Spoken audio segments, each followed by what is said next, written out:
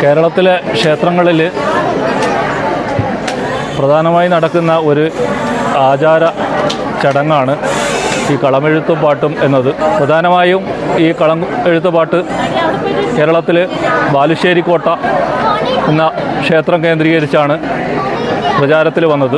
പ്രധാനമായും വേട്ടക്കുരുമകൻ, അതുപോലെ അയ്യപ്പൻ, ഭഗവതി എന്നിവർക്കാണ് പൊതുവെ കളങ്കുറി എന്നുള്ള രീതിയിൽ ഒരു ആചാരകലയായി നടത്താറുള്ളത്.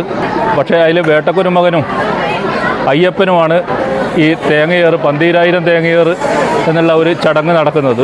ഈ ക്ഷേത്ര ഐതിഹ്യപ്രകാരം കുറുമ്പനാട്ട് രാജാവ് തെക്ക് സ്ഥലങ്ങളിൽ സഞ്ചരിക്കുമ്പോൾ ഒരു വേട്ടക്കുരുമകൻ ക്ഷേത്രം കണ്ടുവെന്നും അവിടെ നിവേദ്യങ്ങളൊന്നും ഇല്ലാതെ ഭഗവാൻ ഇങ്ങനെ നിൽക്കുന്നത് ശ്രദ്ധയിൽപ്പെട്ട് അപ്പോൾ ഭഗവാനോട് പറഞ്ഞു, എൻ്റെ കൂടെ വരികയാണെങ്കിൽ 12,008 തേങ്ങ ഉടച്ച് നിവേദ്യം കഴിച്ചു കൊള്ളാമെന്ന് പറഞ്ഞത് പ്രകാരം ബാലുശ്ശേരി കോട്ടയിൽ എത്തിച്ചേർന്നുവെന്നും അങ്ങനെ ബാലുശ്ശേരി കോട്ടയിൽ സ്ഥിരമായി വർഷം തോറും 12,008 തേങ്ങയേറും വിപുലമായ രീതിയിലുള്ള ആചാരമായ ഈ കളമെഴുത്തും പാട്ടും നടക്കുകയാണ്. അതിനോടനുബന്ധിച്ച് മലബാറിലെ ഒട്ടുമിക്ക ക്ഷേത്രങ്ങളിലും ഈ കളങ്കുറി പാട്ട് എന്നുള്ള ആചാരങ്ങൾ നടക്കാറുണ്ട്.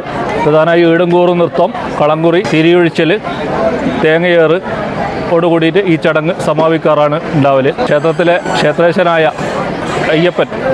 അയ്യപ്പൻ്റെ കളം വരച്ച് ആ കളത്തിലേക്ക് ആവാഹിച്ച് ചൈതന്യം വരുത്തി തന്ത്രി പൂജ ചെയ്ത് അതിനുശേഷം ആവാഹിച്ച് കളം മയക്കുന്ന ഒരു ചടങ്ങാണ്.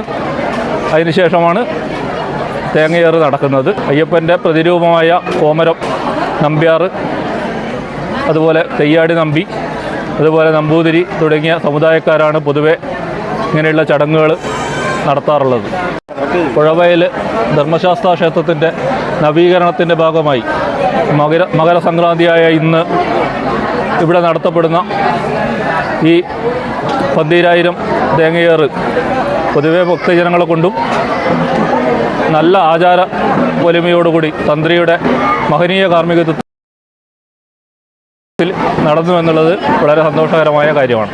വയനാട്ടിൽ അപൂർവമായി മാത്രമേ ഈ ചടങ്ങ് നടന്നിട്ടുള്ളൂ. 1-2 സ്ഥലങ്ങളിൽ നടന്നു എന്നുള്ളതാണ് അറിവ്.